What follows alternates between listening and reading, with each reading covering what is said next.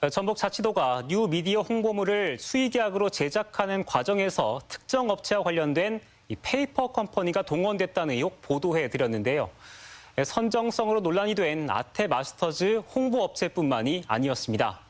또 다른 계약들도 유령 업체가 동원된 것 아니냐는 정황이 추가로 발견된 건데요.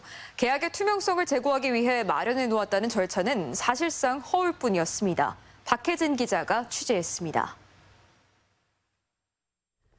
지난 2022년 기업하기 좋은 전라북도 SNS 홍보 계약을 나란히 맺은 D업체와 M업체.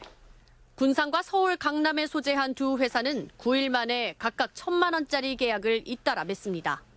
그런데 이 두 업체, 지역도 회사 이름도 모두 다르지만 사실상 하나의 업체나 다름없었습니다. 제출된 서류만 봐도 알 수 있는 정보였습니다.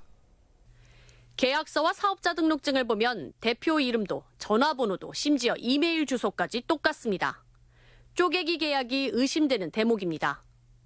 군산에 있는 인력은 그런 SNS 운영이나 그런 거 괜찮은데 군산 같은 경우는 서울에서. 그렇다면 업체 선정 시 검증은 어떻게 이뤄진 걸까? 도청 광고는 관련법에 따라 지자체가 문체부 산하 한국언론진흥재단에 계약을 위탁하는 방식입니다. 재단이 심사를 진행하고 지자체 대신 업체와 계약을 맺는 건데 지자체의 수의계약 투명성을 높인다는 취지로 조달청 역할을 맡긴 겁니다. 하지만 재단 측은 사실상 지자체의 의중을 그대로 반영한다고 말합니다. 이 매체에 대한 평가를 저희가 진행을 하는 건 아니거든요. 그럴 권한은 없어요. 결국 제도와는 달리 검증은 오롯이 지자체 몫인 겁니다. 그러나 정작 도는 사업 주소지가 가정집으로 돼 있는지 대표가 중복되는지 아무런 의심 없이 최소한의 확인조차 손을 놓았습니다.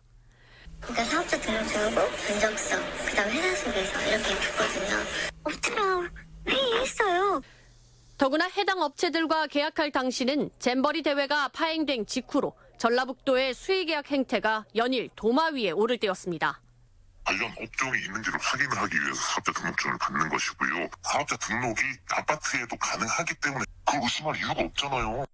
전북특별자치도 출범, 2차전지 특화단지 등 최근 SNS 홍보는 부쩍 늘고 있는 상황.